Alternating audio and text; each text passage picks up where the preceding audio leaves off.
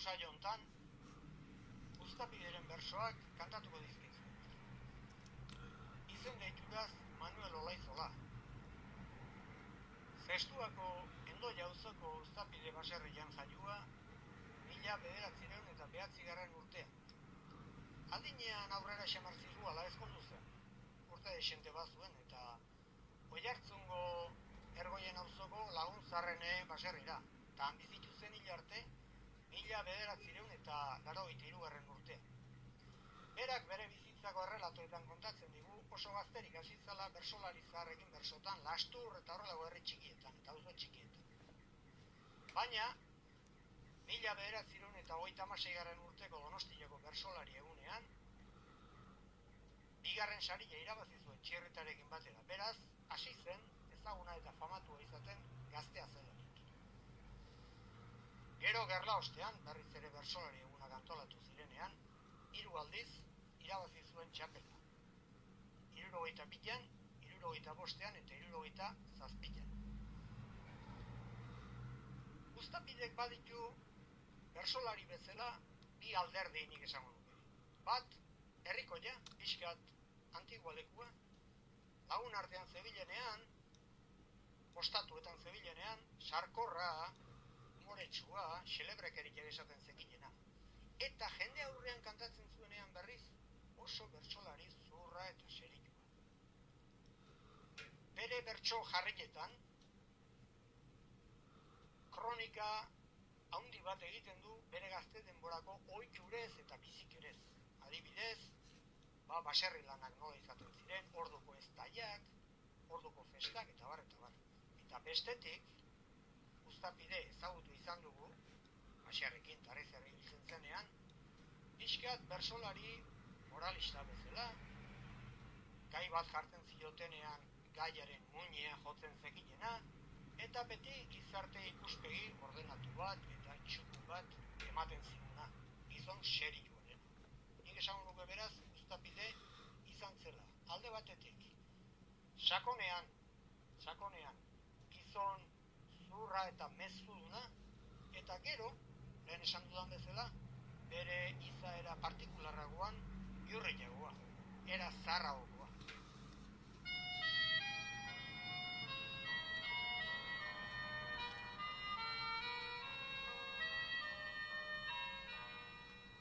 Euskal Herriko beste baserri askorekin gertatu den bezala, Uztapideren baserri sortetxea, Uztapide izenekoa hain zuzen, egun batez Goitibera etorri zen edo bota egin zuten. Eta han beste etxe berri bat eraiki.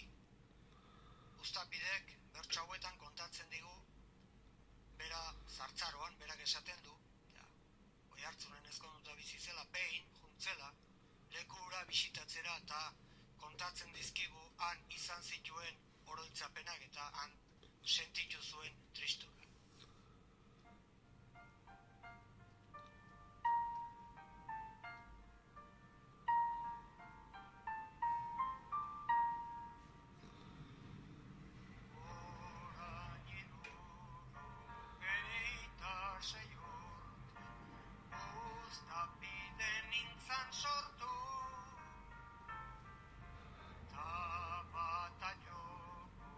Sacramento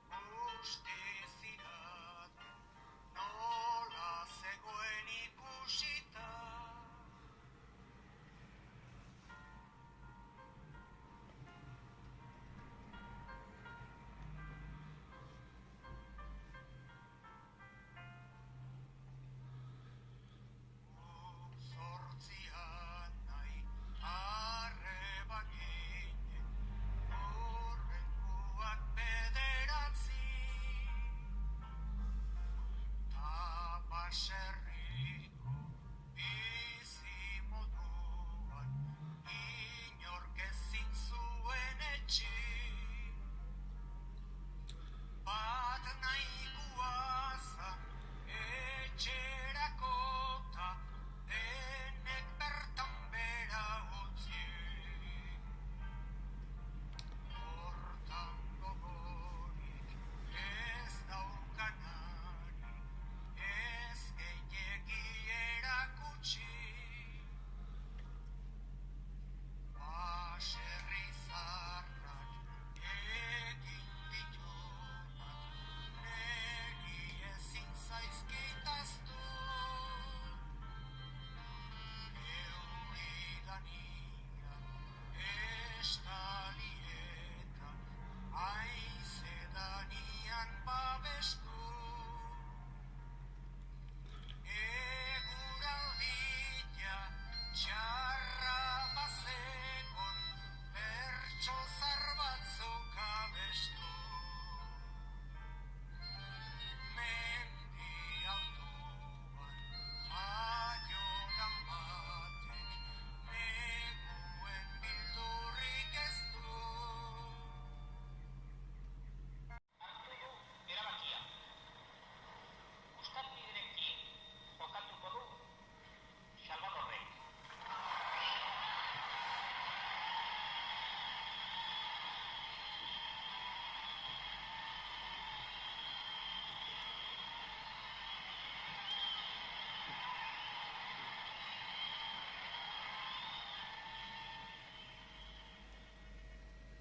entzun duzuenez hemen izan dituzue Salvadorri jo zitzaizkion txistu famatuak zoritxarrez oso une larria eta gogorra izan baitzen Salvadorrek inor gaur bintzat ez du uste halakorik merezi zuenik, baina gertatu egiten dira jokoan gauzak eta txapelketa ere jokoa denez horrela bise gauza gertatzen dira txistu haiek oso luzeak izan ziren hemen labur entzun badituzu ere uste dut 6-7 minutuko txistualdia izan zela txistuak entzuten ari zela Salvador han zegoen eta Uztapide ere han zegoen zer egin ez zekiela ura ere eta ni gogoratzen naiz nola gogoratuko naiz ni ere epaimaiko izan bai nintzen eta atzean geunden entzuten eta ni Salvadorrek begira albotik nengoen eta impresio handia egiten zidan haren aurpegikera beti egin dit impresio handia Salvadorren begiradak eta orduan handia gora begiratzen zuen albora begiratzen zuen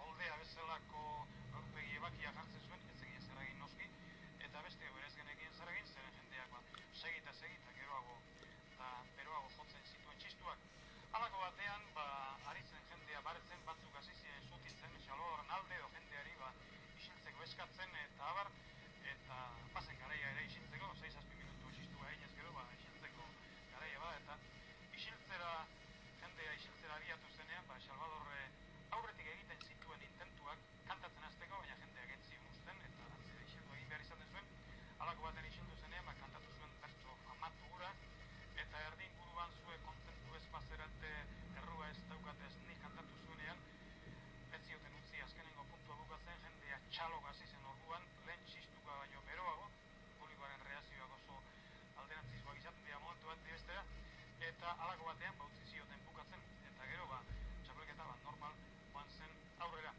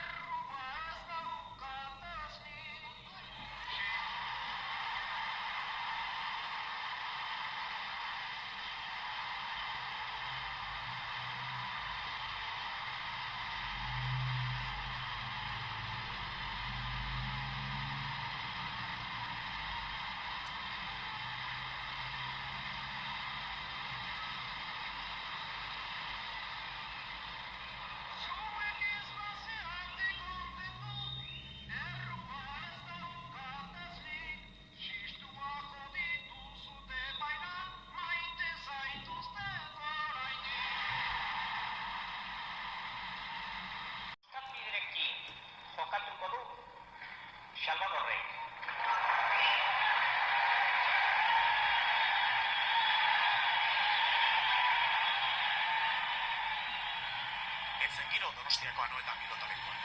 Txistuek eta oiuek bertso festa eten zuten denbora luziz. Txistu haiek, Salvadorrek bezaino zen entzun zituen bere seme Michelek. Zu Michel, jo. Orkestaki 1977ko txapelketan gertatutakoa, ezta? Eta, disgustoa aitarentzat, zuentzat, semea gure ikusten, ura entzuten. Ni hoitzena ez hortaz jarrasuntza, txistu eta muzik minez lerreiteko nintako. Eta pentsatzen, ni holan izanean gizon hori nola ote da, aitarantzako pentsatzen nuen hori. Entzuna dut nik, 5 edo 7 minutuko txistu jotzea izan zela. Zerbait izugarria, denbora luzez izan zela gainera, txistu jotze hori. Gogorra? Gu ez ginen ordulariaren egon, baina badakite hori errando gehoztik eta entzun dute egiten. Xabier Amuritzak eta badakite ongi hori. Izan zen alako abailmen bat izan zen ikaragarria, lurrak irailz nazala inoiz esan badut, orduan txesan nuken, eta desiatu ere bai. Letean zegoen aurreneko lerroetan, zegoen. Txistua jo eta jo, lusatzen, hori izugarri azkenean, lerkor esplosio bihurtzen ari zen, eta gogoan dut lete nola zutitu zen letere orduan gaztea, oso gaztea, eta lehenengo lerrotik zutitu zen eta atzera begira jendea izan ez bezala, baina esan dut ixinik edo, baina zer da hau izan ez.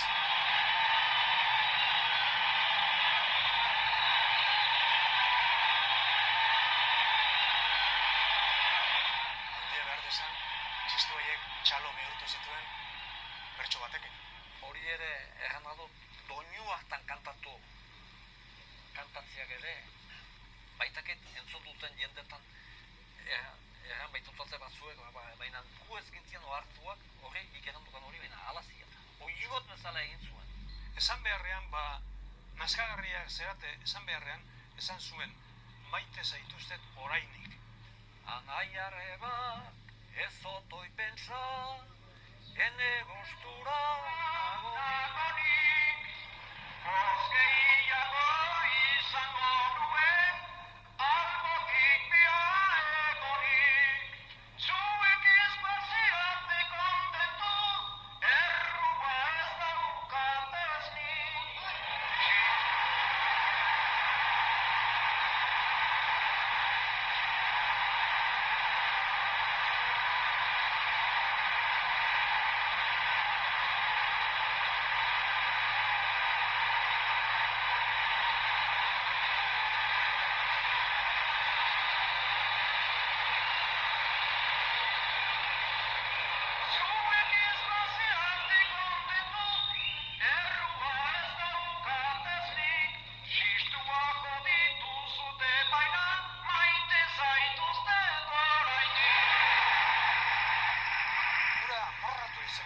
Txistua jo dituzute baina maite zaituzten orainik bukatzen du.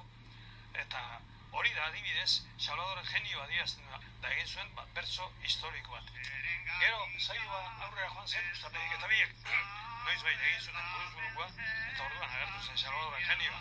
Txapela inoiz inork irabazi badu, Salvadorek orduan irabazi zuen. Eta nik hori, enaz banaz liburuan, ebaluatua daukat. Biek egin zuten saioan, orain ikusitan nola ebaluatuko nukeen, da aldea ikaragarria dago, Uztapiek saio ona egin da. Baina Salvadorna da, irakurrita ere, idatzi da dagoela ere, asko zindar gehiago hartzen duena. Berak ez zuen irabazi txapelketa, baina Amurizari entzuna diogu, bere ustez, aitazenak irabaztea merezi zuela. Nik personalki uste du nik ere, Amuritzak bezala, arek merezi zuen. Uztapiderekin egin zen saioan, ene ustez, hobia izan zen Uztapide baita. Nik uste dut denok ikusi genuela, buruz-buruko hortan Salvador gailendu zela. Orduan, zergatik ez genion eman, nik uste dut beldurra izango zela.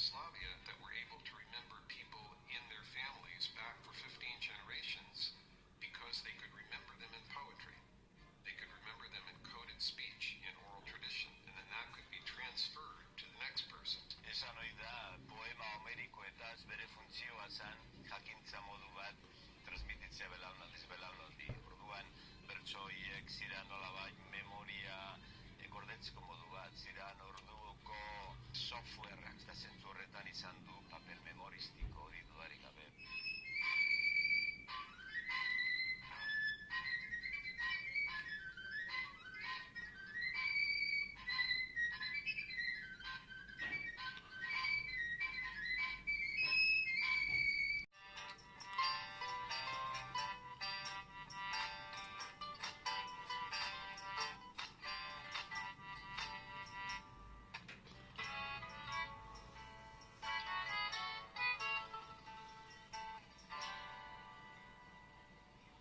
Zein iruditu zaizue gaur honena? Zalantzarik gabe, uztapide. Behar bada, irabazle izan behar luke uztapidek, baina txirrita gisa joan nahiko zarra dago, ta hurrengo urtean uztapidek berriz etortzeko itxura hobea du. Iaz ere zahar askoa zegoen txirrita, eta ez genion txapela eman. Gaizki egin ez ote genuen ere pentsatu izan dut. Ara, Bai, txirritak bizi osoa eman du bertsotan. euskarak bertsolari gazteak behar ditu ordea. Bai, arrazoi duzu, baina zaharrengandik ikasita. Bera aritu izan ez balitz, zenbat uztapide sortuko ziren? Txirrita ez da urte askoan etorriko, ta aurten berari ematea dugu onena. Bertsorik onena ere berea izan da gaurkoan. Konforme? Bai, egoki deritzot. Bego.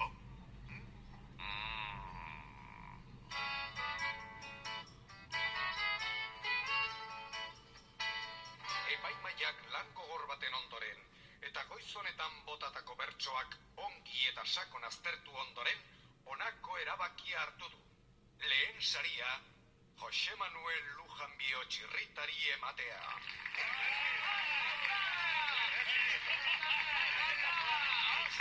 Ondo merezia txirrita! Zatoz, Jose Manuel.